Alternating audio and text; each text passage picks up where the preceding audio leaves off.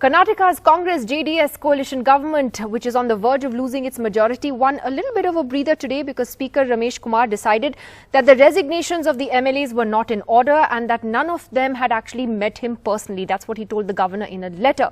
Now, while this buys the ruling coalition a little more time, more exits may be on the cards. A dozen Congress lawmakers today skipped a meeting of the party despite being told that the attendance was compulsory. 3 of them called in sick. In fact, the Speaker, who was not in office when 13 rebel Congress and JDS MLAs submitted their resignations last Saturday, said that he would act according to the Constitution. Now, so far, 16 MLAs have resigned. That includes 2 independents who withdrew their support to the government yesterday. The Congress's Siddaramaiah, who was, of course, Chief Minister earlier, has also warned of action against the dissident lawmakers. That's interesting because many of them are believed to be close to him because there are wheels within wheels in this political story that is playing out in Karnataka. So, where do the numbers stand at the moment? Just to remind all of you how things are precariously placed. If those resignations do stand the Speaker's scrutiny, then the Congress-JDS coalition, which had 118 members in the 224-seat assembly, their numbers come down to 102. The majority mark drops to 106. And the BJP has the support of 107. That includes the 2 independents who've withdrawn their support from the government. So it is very clearly placed in the BJP's favor. The question then is, what exactly are the legal options before the Speaker and even the Governor of Karnataka? Now, there are various points of view on this, and that's what we're going to look at. At the moment, the Speaker has said, as we said earlier, that the resignations are not in order, that he wants to meet the MLAs first.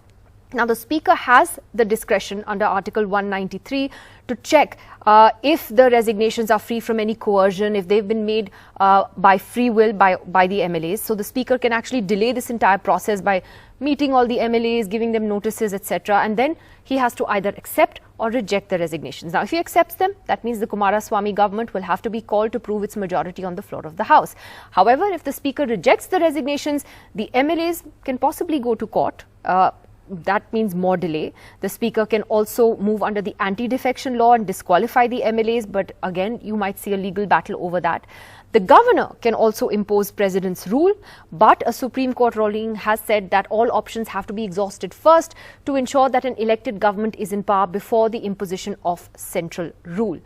Now, in all of this, the one thing that is actually something we wanted to highlight was just the kind of money that is being spent as this political crisis plays out. You have an estimated cost of some 30 lakhs just on the rebel MLAs who were taken by a private jets to Mumbai. There are 2 hotels in which they're staying in, some 9 to 10 people, 4 nights already. So, you know, those costs are adding up to about over 3 lakhs. The private jets alone, there were 2 of them, 26 lakhs in all. And you have the JDS MLAs, meanwhile, in Karnataka, have also been taken away to a resort for the last 2 nights. And that cost has come to about just over 3 lakhs. So that cost is going to grow as this crisis continues. Joining us tonight first is Abhishek Singhvi, senior lawyer and Congress leader. Abhishek Singhvi, let's first talk about what the legal options are. At this point, is the Speaker in a position to delay this, inevitably to delay this for as long as he can? There's no question, Nidhi, of Speaker wanting to delay it, as you put it, as long as he can. That sounds very partisan. Contrary to popular belief and misconception, a Speaker is obliged by law, obliged, not only empowered, to determine whether resignations are voluntary. So, for example, it's a rule established and followed in every case that if I want to resign, the Speaker will always ask and I will always go physically, personally to present my resignation. That's a simple first point rule, that you can't send by post. I write on behalf of Nidhi that I am resigning. I can't send by telephone. So, what the Speaker has at least today at the prima facie threshold stage done is something which is the established rule across. He's done nothing more. He's not said, I am not accepting. He's not said, I am accepting. He's simply saying, look, I have not had you face to face coming and telling me, look, Abhishek Singhvi is here. He's giving resignation to the Speaker. And I have a prima facie straight away contact with you to know that you're doing it voluntarily in person yourself and not through a third person remote controller. So there's nothing wrong what the Speaker has done as of now. No, so what happens next? What if the Speaker says, yes, I accept all the resignations? Then there will be a floor test. Is that the next step? Nidhi, of course, all of the rest we are discussing is speculative, but let's speculate, there's no problem.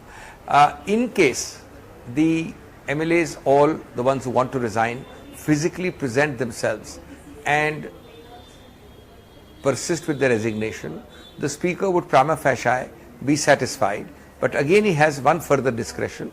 He can talk to them, he can discuss and see that they are not under some obvious pressure. Now, that I agree with you would be unlikely if the MLAs were to present themselves before him. So, thereafter, the matter would virtually end because he would then have to accept the resignations. But in case the Speaker finds that even though they are present before him, there are clearly various methodologies being used to pressurize the MLAs, then he can theoretically reject, in which case the MLAs would have a right to approach a court of law. Let me puncture another misconception. In all of this, the governor has no role at all. That was going to be as a matter of fact, if MLAs run straight to the governor,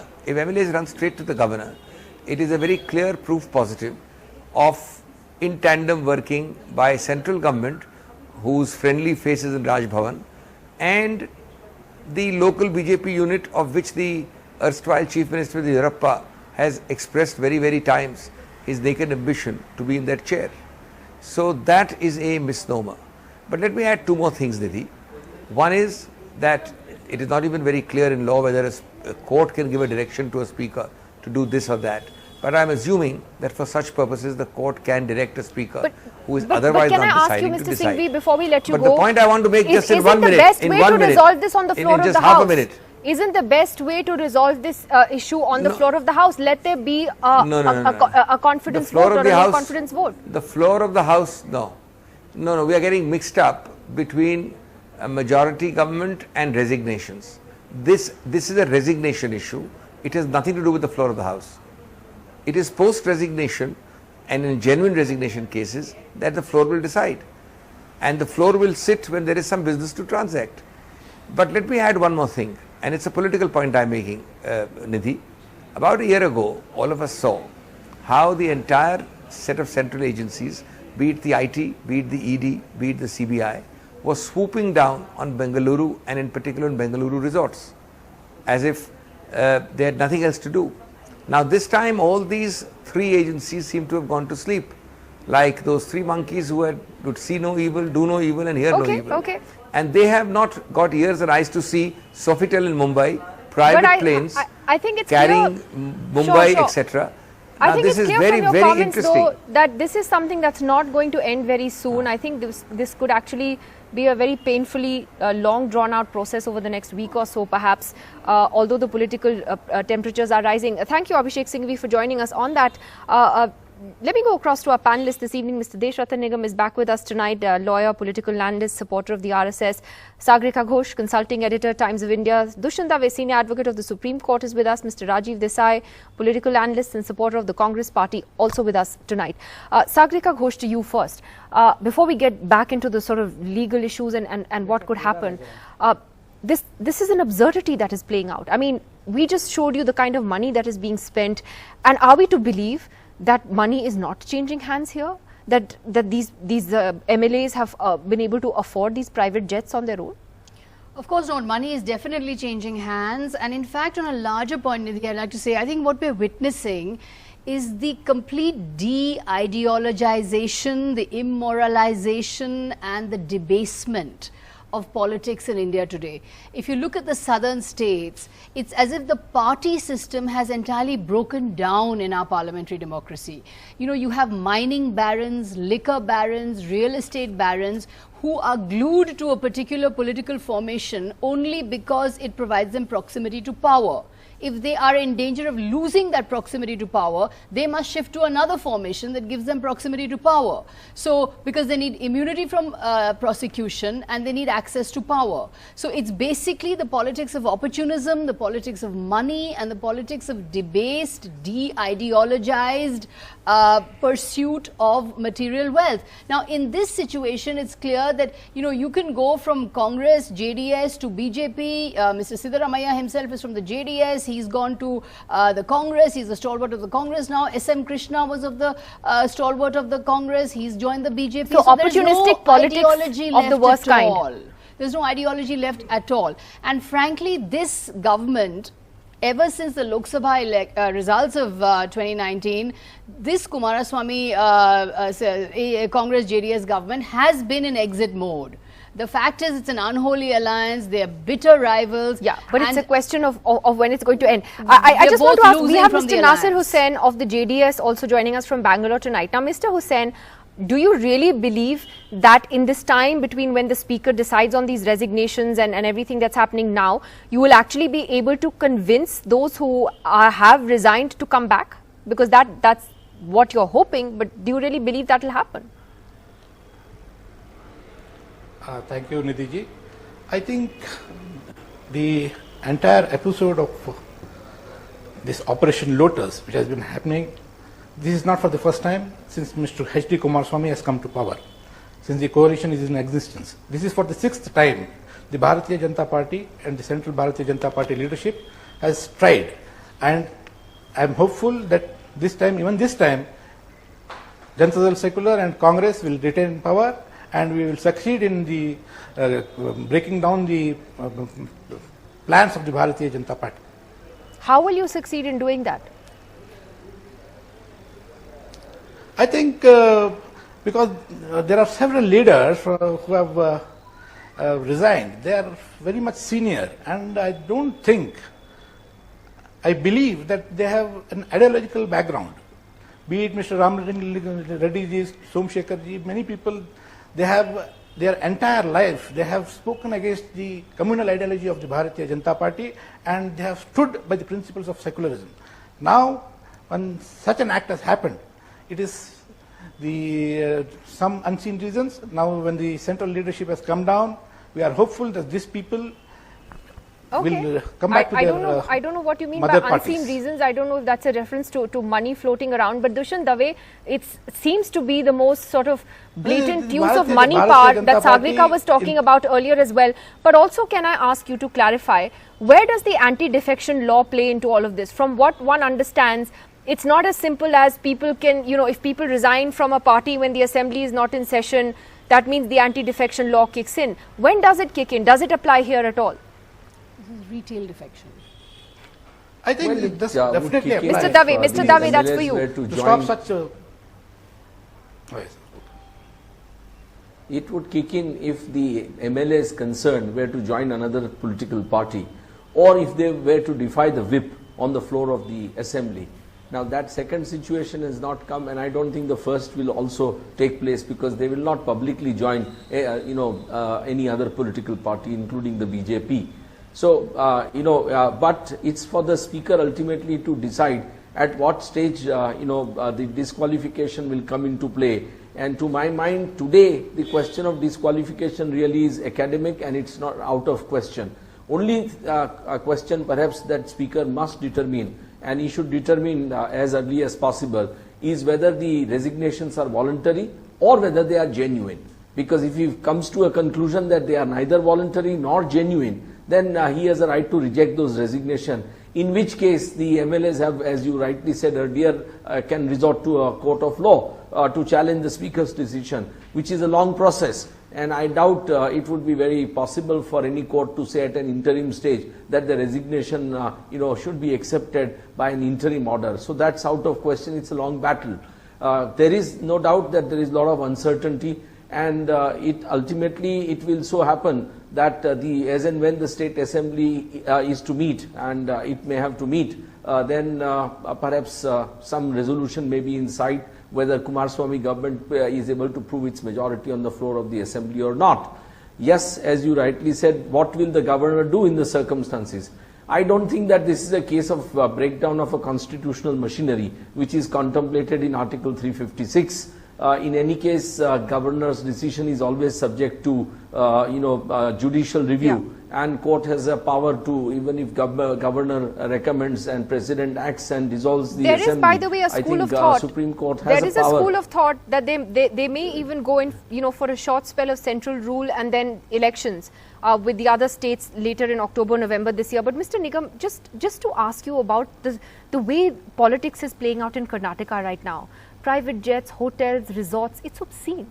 Who is paying for these MLAs to stay in Mumbai, for example? First thing, we are presuming that these MLAs are below poverty line MLAs. They can afford a private jet for 26 lakhs? You have to see their income tax returns to come to that conclusion. Really? And obviously, because you're presuming that they are very poor and they cannot move in a group. There was a question Please, raised in Parliament about a BJP let me complete. MP's Let me complete my point. Let me complete my point. So, and you rightfully in the beginnings use the word alleged. That's the word I'll also use. The allegations from your side. One can make those allegations. Yes, they have moved out. They are staying at a particular place. They are moving in a group of 13, 14, 15 There were two BJP MLAs. leaders who went to see them at the hotels That's in fine, Bombay. because, see, Mr. Yadurappa's assistant went to see one of them off in the aircraft. Why? Fine. Let me That's tell a you. coincidence, is it? No, it's not a coincidence. Okay. I am not saying it's a coincidence. But the fact remains that the uncertainty in Karnataka has led to insecurity among a lot of MLAs. And therefore, there is a kind of an exodus. That insecurity about their political career is gravitating them towards the BJP. And BJP will utilize, as a political party, utilize this situation. Look at the Roshan Beg's statement when he said he has not been treated fairly in the party. And there are others also making, Ramalinga Reddy is also making similar statements. Something like Himanta Biswas had and moved to BJP. Now, if they get the kind of respect and the this thing in BJP will utilize. BJP is there to govern the state. And it's very obvious. And look at the uncertainty at the national level in the Congress. That is also fueling and magnifying the uncertainty at the state level. And I'll come to the Congress bit because that's a very valid point as well. But I mean, you're really telling us to look at the income tax returns of these MLAs, that they hired jets for 26 lakhs, let me tell private you, jets? Let me tell you, this particular group of 16 MLAs or 14 MLAs is moving in a group. They are not. So they all like pooled money together to yes, hire there the is jet. a clear distinct possibility. Can you reject that proposition? Acha. So you want us to believe that? Okay, Rajiv Desai, you believe that? And firstly, can I ask you, who in the Congress do you think is actually looking after this problem? Because the Congress is headless, it doesn't know what it's doing, and so who's firefighting for the Congress here? No, I have absolutely no idea, but the Congress has a lot of leaders out of Karnataka, and they also have central leaders appointed to look at Karnataka as a state. So I'm sure there's a whole consultative process going on. But I don't think this is an issue of what is the Congress doing and all that. Well, among themselves. But that's not even the point, Nidhi. The point is that politics, democracy is essentially about morality. And if we've learned anything in the past few years, starting from Goa and Manipur, coming down to the flouting of election laws and everything, is that the BJP has no moral compass when it comes to democracy. They want to win at any cost. If they can't cobble up a majority in elections, like in Goa, they buy the legislators. And if they are kept out by an alliance to keep in Karnataka, they've been trying to topple it ever since. I am a Congress supporter, but I'm not a member of the Congress party. I think this is terrible, the way the BJP has just stuffed democracy down the tubes of immorality and opportunism. It is really, really sad, and it bodes very, very, very badly for the future of democracy in India. But can I ask you, Mr. Desai, before I take that back to Mr. Nigam, that did the Congress not see this coming? This was coming for months. Mr. Kumaraswamy decided to go on holiday to the US. What was the Congress and the JDS doing in Karnataka? What are you saying? What are you saying?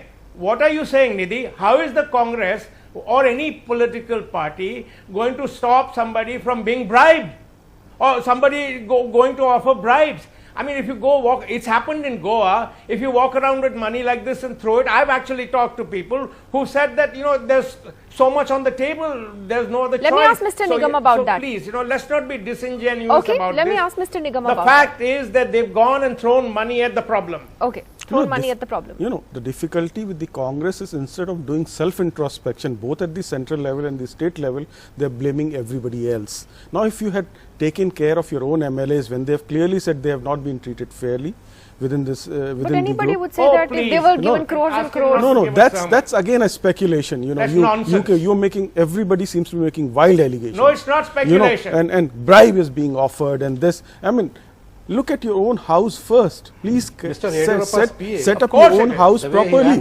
both at the central leadership and the state leadership. When you can't take care of your leaders like Roshan Beg and Ramalinga Reddy, where they say they have not got the respect. So you're saying don't blame everyone. I just want to say you can't entirely blame the BJP for what's going on, because the kind of dissidence that there is in the JDS and the Congress at the moment, I saw it firsthand when we went to cover the Karnataka elections in 2018. Was there right from day one? The 2019 Lok Sabha polls. I mean, the alliance, the so-called formidable Congress-JDS alliance was trounced. They're down to 2 seats. Congress got 1 seat, JDS got 1 seat.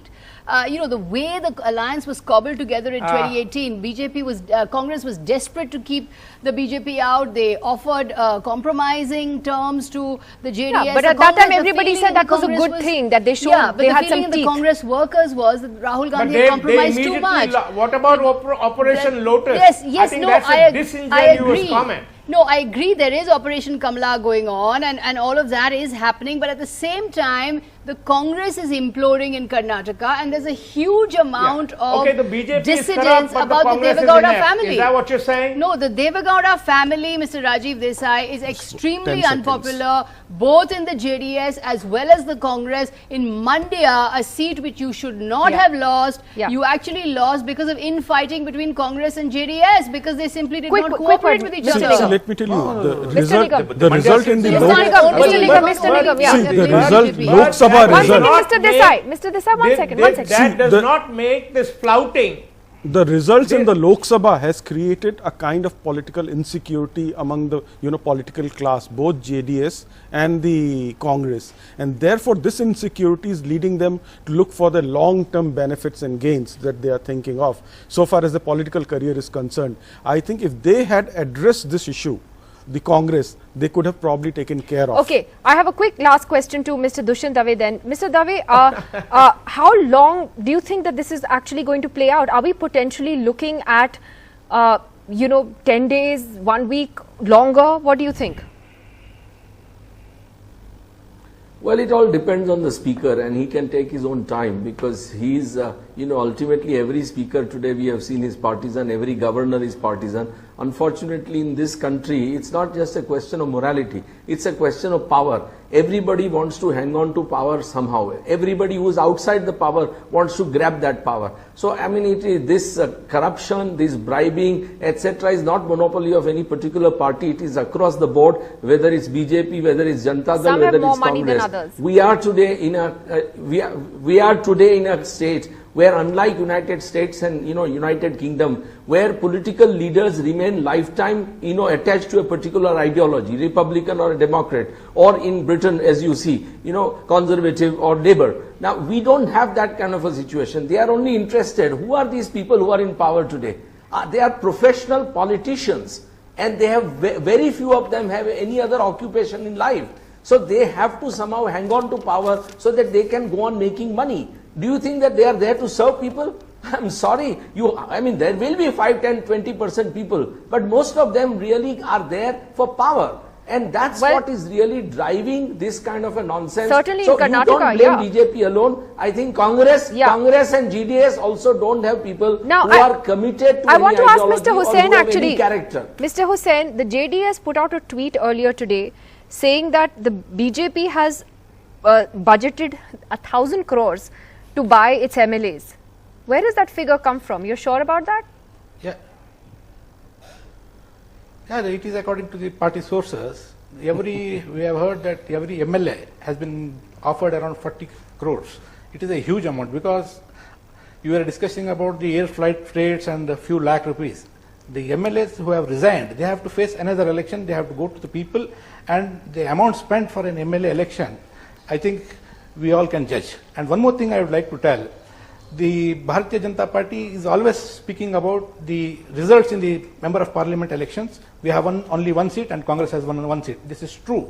But just after the MP elections, the local body elections, Congress and the Janata Dal Secular, we have showed our presence, and we are parties which have led won in huge numbers. I mean to say that the people of Karnataka, the voters of Karnataka are very much intelligent, very much practical. They might have voted for the Prime Ministerial candidate. Here in Karnataka, people are with All right. Congress All right, but and let's see, Janata Mr. Secular. Hussain. Let's see if your I confidence think actually plays out over the next 2 don't days. blame BJP for your in-house problems, please. 1,000 crores nahi hai.